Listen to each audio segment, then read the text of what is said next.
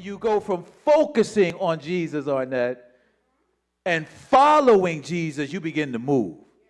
And anytime you begin to move, there's life. Anytime you can take your arms and lift it up, and you can take your other arm and your leg, and you can walk around, you begin to have life, because movement is like medicine, and movement helps you to keep going forward. Yeah. Focusing on Jesus fixes your eyes. But following, that fixes your life. Yeah, your life. Your life. When we follow Jesus, we are actively choosing to walk in his ways.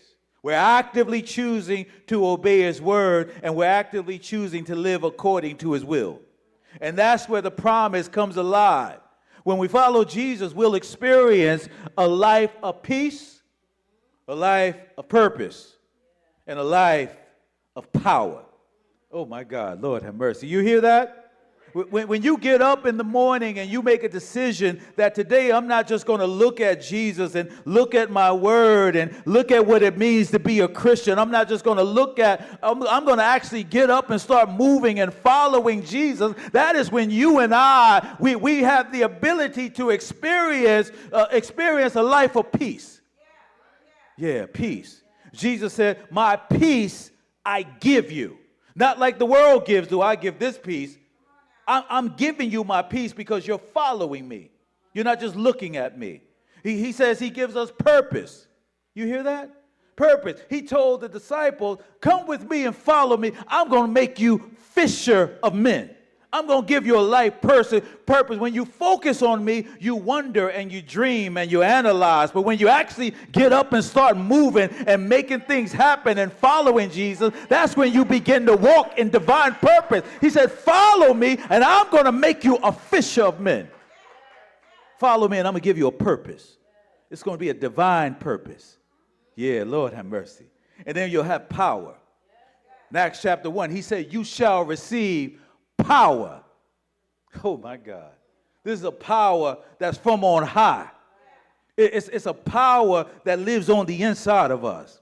It's not magic. It's a power that God activates on the inside of us that gives us the ability to do what we could never do before, that gives us the ability to wake up in the morning and get to church, that gives us the ability to serve, that gives us the ability to preach, and gives us the ability to do more than we ever thought we could do. How many of you have done more since you've been following Jesus than you ever thought you can do? God is lifting you up and turn you around and put your feet on solid ground. I'm telling you, it's a power from on high. It's a power. You couldn't stay married before you were following Jesus. You couldn't be in you couldn't be in a monogamous relationship before you were following Jesus. You couldn't get up and go to work every day and grind it out before you were following Jesus. You couldn't stay away from temptation and all these things that were coming at you before you were following Jesus. You couldn't keep your head out the refrigerator before you were following Jesus. But God has given you and I a power from on high. Deuteronomy 8:18 says that he has given us the power to get wealth. Some of us have not experienced wealth until we started following Jesus. A wealthy and rich marriage, a wealthy and rich household, a wealthy and rich relationship with our children and our grandchildren, a wealthy perspective with work. It's power.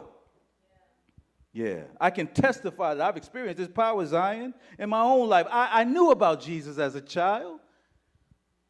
I understood Jesus as a child. I gave my life, Shah, to Christ when I was 9 years old.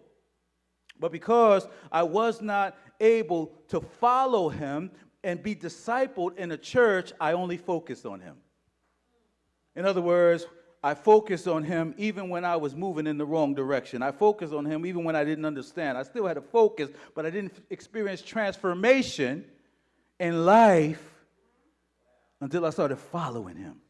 And it wasn't until my early 20s when I decided that it's time to follow Jalil. It's time to follow him. It's time to get out my own way and let some things fall off. And I began to step forward and walk with God in ways that I never did before. I didn't just gaze at him. I did not just fix my eyes on him, but I began to follow him.